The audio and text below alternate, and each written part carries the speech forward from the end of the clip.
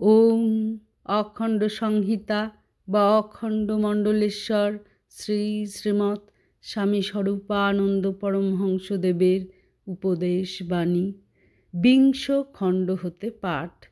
পৃষ্ঠা সংখ্যা ৭৭ ও ৭৮। একেশ্বরবাদ ও রামমোহন।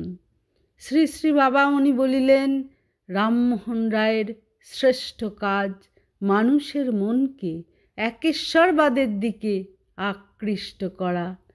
এ কাজটি অন্যভাবে অন্যেরা পূর্বে পূর্বে করেছেন, কিন্তু রামমোহন যেভাবে করলেন তার মূল অনেক গভীরে।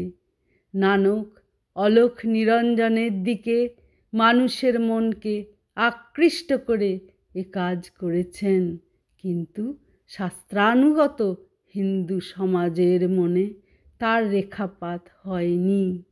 শ্রীচৈতন্য, বিশ্বহরি, শীতলা আদি দেবতাদের চরণ থেকে ভক্তজনের মনকে টেনে এনে একমাত্র কৃষ্ণতে আশ্রয়ীভূত করার চেষ্টা করেছেন, কিন্তু তাতে সমগ্র জাতির লক্ষ্য সেখানে গিয়ে পড়েনি। যেখানটায় পড়লে সবাই একটিমাত্র ঈশ্বরকে সর্বস্ব দিতে পারেন।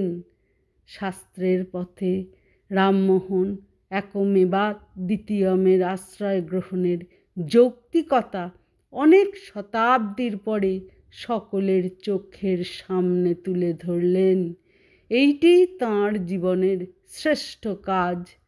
তিনি যদি মোগল সম্রাটের দরবারি মামলা নিয়ে বিলেত না যেতেন, তিনি যদি বিলেতেই ইহলীলা সম্বরণ না করতেন, তিনি যদি সময় মতো দেশে ফিরে আসতে পারতেন, তিনি যদি তাঁর অসম্পূর্ণ কাজকে সম্পূর্ণতা দানের জন্য স্বদেশে আমৃত্যু অবস্থান করতে পারতেন, তাহলে আমরা আরও কিছু বিস্ময়কর দান তাঁর কাছে পেতে পারতাম। তিনি নিশ্চয় চিন্তা করে দেখতেন যে একেশ্বরবাদী মন তৈরি করতে হলে একেশ্বরবাদী সংসার প্রয়োজন।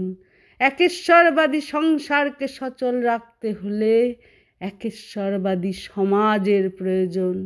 একেশ্বরবাদী সমাজ গড়ে তুলতে হলে ৩০০ বৎসর ধরে অর্থাৎ ৯টি প্রজন্ম ব্যাপী একেশ্বরবাদের অনুশীলনের সুব্যবস্থা করা আবশ্যক। আমাদের মহাপুরুষেরা প্রায় প্রতিজনেই কাজ অসমাপ্ত করে রেখে চলে যেতে বাধ্য হচ্ছেন। এটাও কি একটা কম সমস্যা? হরি ওম।